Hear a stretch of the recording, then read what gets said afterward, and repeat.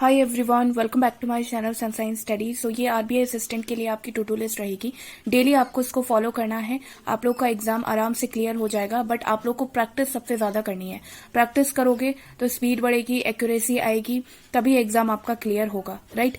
तो देखिए यहाँ पे जनरल अवेयरनेस के लिए आपको डेली करंट अफेयर रीडिंग करनी है। कहाँ से करनी है? अफेयर्स क्लाउड से करनी है, डेली बेसिस पे डेट वाइज करनी है। और साथ ही साथ अगर आप किसी एजुकेटर को फॉलो कर सकते हो तो वो भी बहुत अच्छी बात है, क्योंकि एजुकेटर की पढ़ाई हुई चीज आप लोगों को क्या रहती है, रिवाइज होती रहती है। आप तो पढ़ते हो डेली बेसिस पे, बट वीडियो के थ्रू वो चीज रिवाइज हो जाती है आपकी, राइट। अब आता है आपका कंप्यूटर नॉलेज। कंप्यूटर नॉलेज में आपको क्या करना है, डेली एक चैप्टर रीड करना है। जैसे आज आपने डेटाबेस का कर लिया, नेक्स्ट डे आपने नेटवर्किंग का कर लिया, इंटरनेट का कर लिया।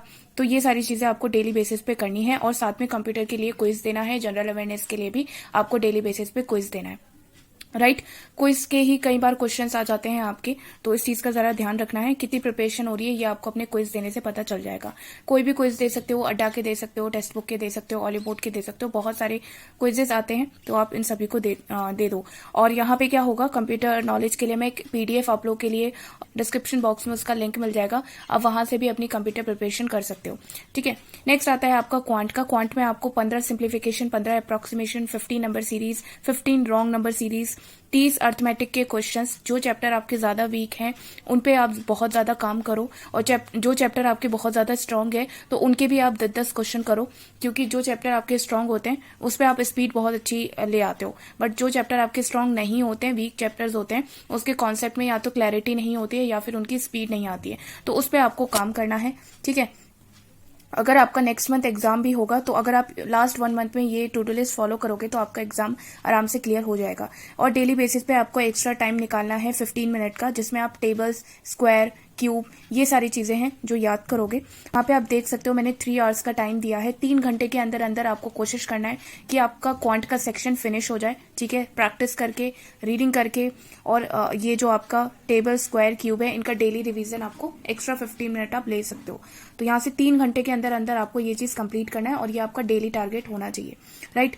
रीजनिंग में आपको क्या करना है, 10 पजल करनी है, 10 सेटिंग अरेंजमेंट करने हैं, मिसलिनियस क्वेश्चन करना है जिसमें आपकी स्पीड बहुत कम आती है। अगर आप डायरेक्शन डिस्टेंस के बहुत जल्दी क्वेश्चंस कर लेते हो तो ब्लड रिलेशन के नहीं कर पाते हो, तो ब्लड रिलेशन पे आपको ज्यादा से ज्यादा प्रैक्टिस करनी है। अल्फा न्यूमेरिक सीरीज पे करनी है, और आपके सिलॉक्स पे प्रैक्टिस करनी है, इनइक्वालिटी पे प्रैक्टिस करनी है। कम से कम आपको रीजनिंग में भी 3 घंटे देने हैं, ठीक है, डेली बेसिस पे अगर आपको एग्जाम निकालना है। पजल और सिटिंग अरेंजमेंट का वेटेज ज्यादा रहता है प्री में भी और मेंस में भी, तो उसको भी आपको करना है। और मेंस का जो सिलेबस है मैं आपको बता देती हूँ, मशीन इनपुट आउटपुट हो गया आपका, ये सारी चीजें भी साथ में आपको लेके चलनी है, पजल और सिटिंग अरेंजमेंट के साथ साथ, ठीक है। तो जो भी टॉपिक आपको वीक लगता है उसमें ज्यादा से ज्यादा प्रैक्टिस करो, और आपको लगता है कि वो टॉपिक बहुत ज्यादा आपका स्कोरिंग है और यहाँ पे आप उसमें ज्यादा ध्यान नहीं दे पाए हो, तो लास्ट 1 मंथ में उस टॉपिक पे काम करो। इंग्लिश की अगर मैं बात करूं तो डेली न्यूज़पेपर आपको रीड करना है, कम से कम 2 आर्टिकल। इसका बहुत अच्छा सोर्स भी मैंने बताया है, इंग्लिश माध्यम की वेबसाइट पे आप जाके डेली न्यूज़पेपर रीड कर सकते हो, उससे प्रैक्टिस भी कर सकते हो। डेली 20 वोकैब आपको रीड करनी है, किसी भी बुक को अगर आप फॉलो कर रहे हो या फिर न्यूज़पेपर की जो वोकैब आप लेते हो उनको रिवाइज कर रहे हो, तो ये भी आप कर सकते हो, क्योंकि ज्यादातर वही वोकैब आपके एग्जाम में देखने को मिलती है। अगर मैं बात करूं ग्रामर की, तो ग्रामर के जितने भी रूल्स अभी तक आपने पढ़े हैं तो आप उनको 120 रूल ऑफ ग्रामर की पीडीएफ से रिवाइज करो डेली बेसिस पे, उस पे क्वेश्चंस प्रैक्टिस करो। जैसे एरर डिटेक्शन हो गया, फ्रेज रिप्लेसमेंट हो गया, और आपको क्लोज टेस्ट के भी क्वेश्चंस करने हैं, कम से कम 5 से 10 क्वेश्चन करो। वर्ड स्वैप के 5 क्वेश्चन करो, पैराजंबल के 5 क्वेश्चन करो, मैच द फॉलोइंग के आप 5 क्वेश्चन करो। तो ऐसे कर करके जितने भी टॉपिक्स इंग्लिश में आते हैं उनके 5-5 सेट में आप प्रैक्टिस कर सकते हो। मैंने बुक्स बताई हुई हैं आपको, विशाल परियार की जितनी भी बुक्स हैं आपको उनको भी ले सकते हो, या फिर निमिषा बंसल मैम की जो बुक्स हैं आप उनको भी ले सकते हो। अगर आप अड्डा एज की बुक से भी प्रैक्टिस कर रहे हो तो आप उससे भी कर सकते हो। ये आपकी चॉइस है कि आपको कहाँ से प्रैक्टिस करनी है, बट डेली बेसिस पे टारगेट बनाओ कि मुझे 5 से 10 क्वेश्चन हर एक टॉपिक के प्रैक्टिस करने हैं, राइट। और इसको भी आपको कम से कम 3 घंटे देने हैं। तो यहाँ से आपके कितने आवर्स निकल के आ रहे हैं, 9 आवर्स तो इसी के लिए हो गए, प्लस 2 आवर्स आपको इसी के लिए हो जाएंगे, तो 11 आवर्स आपके इसके लिए हो गए। अब लास्ट 1 मंथ में आपको बहुत अच्छे से प्रिपरेशन करनी है, अपना प्रैक्टिस बहुत ज्यादा करनी है।